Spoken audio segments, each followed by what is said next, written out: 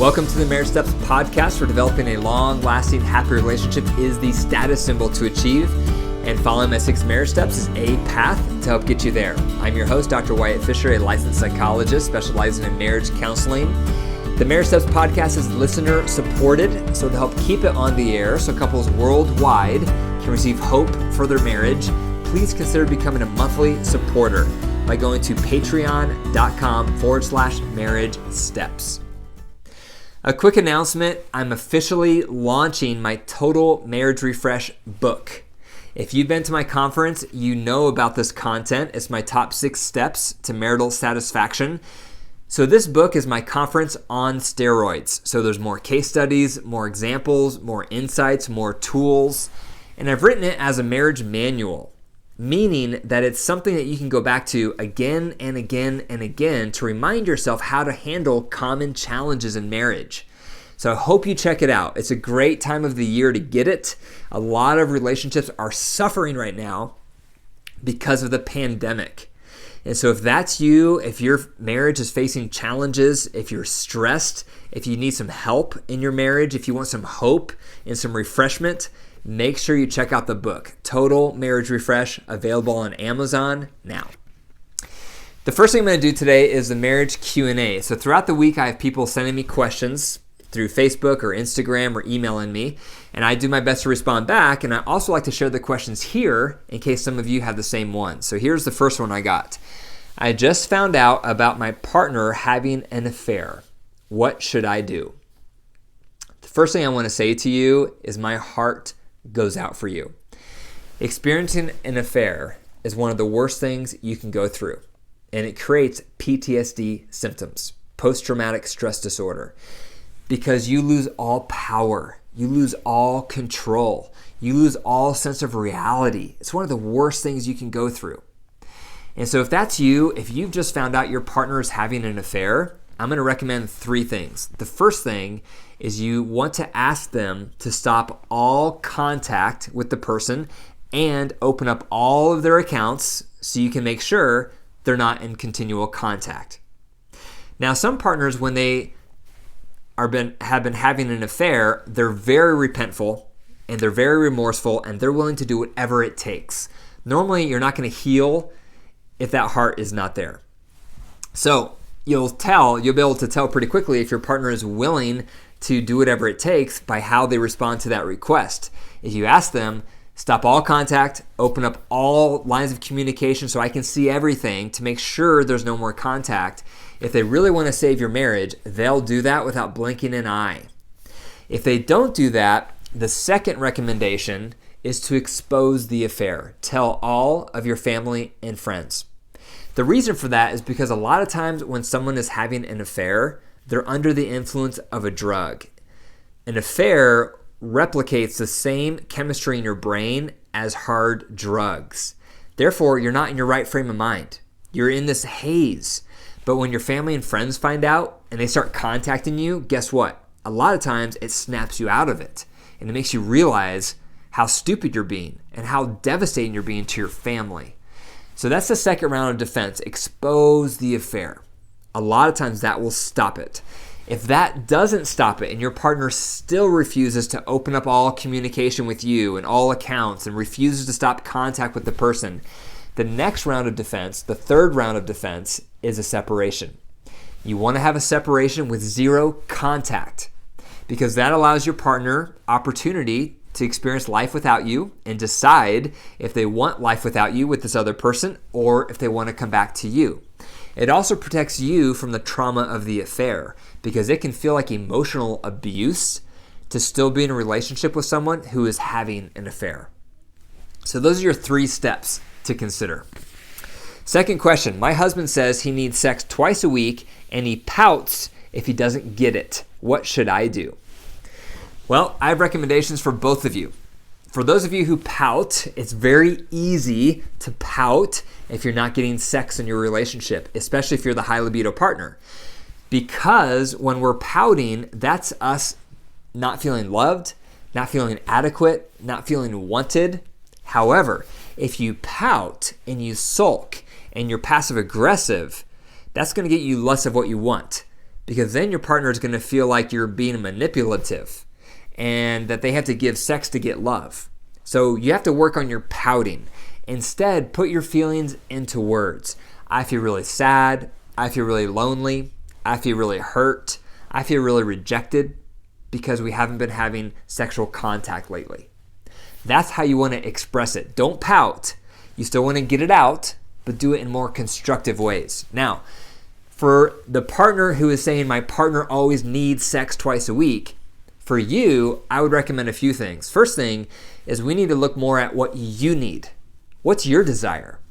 How often would you like to have sexual contact? What do you need to be more open to sexual contact? Maybe you need more emotional intimacy. Maybe you need more affection. Maybe you need to change things up during sexual connection so it's more clitoral focused than penetration focused.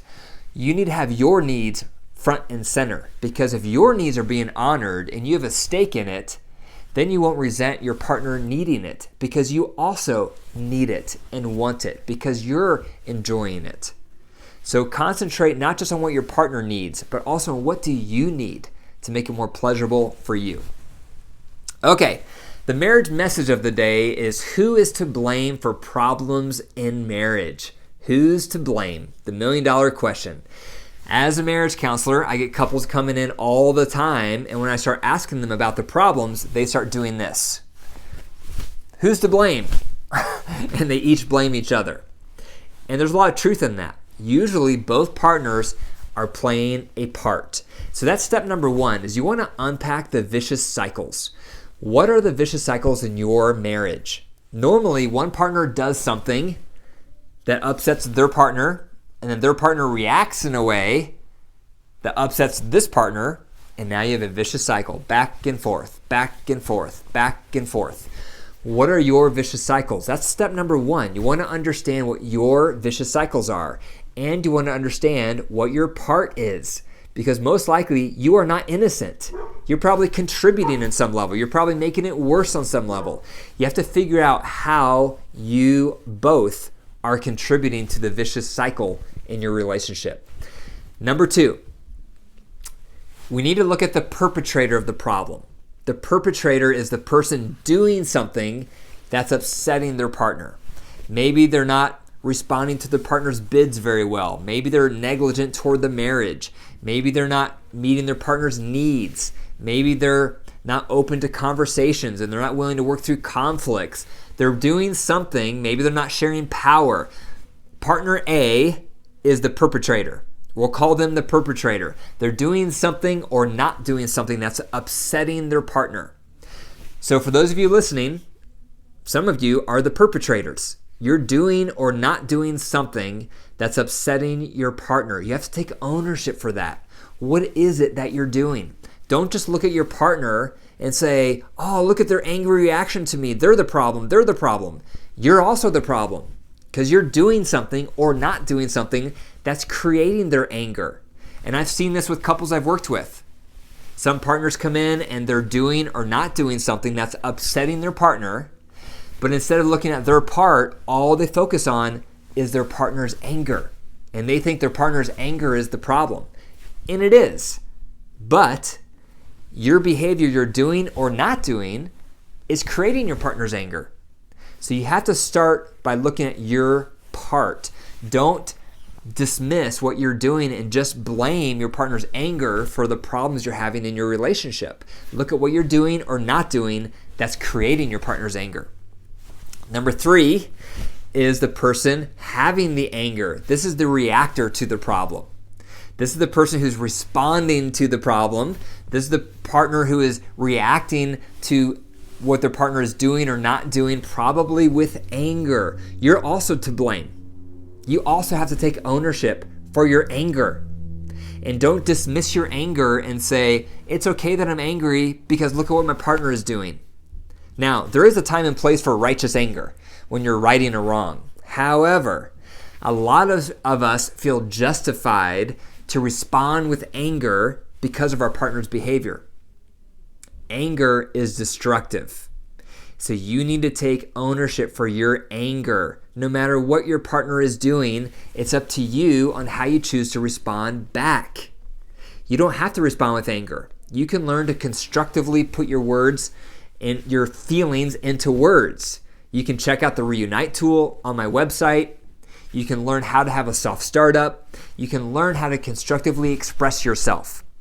So don't blame your partner's behavior for your anger. You are responsible for how you respond to your partner, no matter what they're doing, because you have to take ownership for your part. And I get couples come in and some partners are doing this.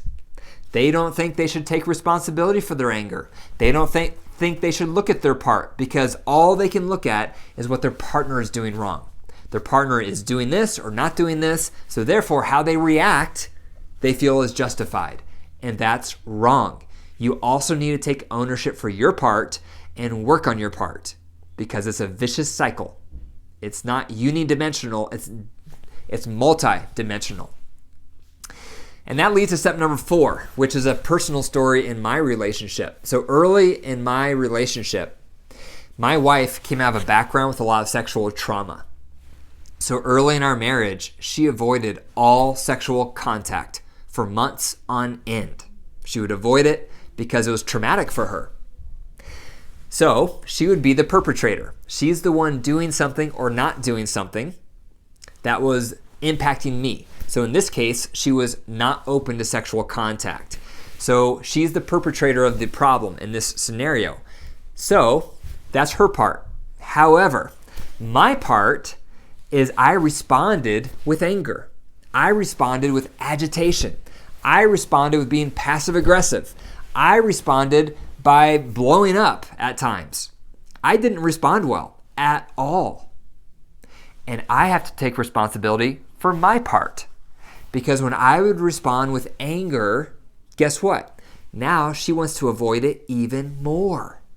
Because then I wasn't safe. I wasn't helping her work through her trauma and helping her cycle through her trauma cycle and realize the lion wasn't chasing her and helping her feel safe and helping her feel like I still love her even though she's wrestling with trauma. I didn't do that very well at all in our early part of our marriage. So who's to blame for our sexual dysfunction we had in the early stages of our marriage? We both were to blame. She was to blame for bringing in all this trauma and avoiding the trauma, not proactively working on it. And then I was to blame by how I reacted with anger, which made it even worse. So that's an example of a vicious cycle. We both were playing a part. She was not doing something that was upsetting me because it wasn't meeting my needs. And then I was reacting in a way that was making her even harder to want to engage. So we both were to blame. And it took me a while to own my part. Through the years in our marriage, when we were going through that season, I thought she was to blame. I thought she was the primary one that should take responsibility. I thought I was pretty innocent, and I thought I was justified in my anger. So it took me a while to take ownership and realize, you know what? No matter what she's doing, it's still my choice how to respond back. And by responding with anger, I'm just making things worse. And so I had to learn how to constructively put my tender feelings into words instead of blowing up out of frustration. And so what about for you? Are you the perpetrator of the problems in your relationship by doing or not doing something? Or are you the one reacting with the anger? You're both to blame. And you both need to take ownership for your part, because only then can you start working on your part of the puzzle. And then you both can start making progress to healing.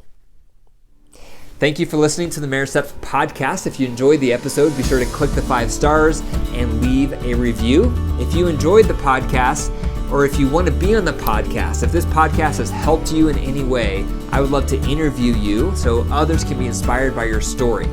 For more marriage resources, be sure to go to my website, drwyattfisher.com. That's drwyattfisher.com.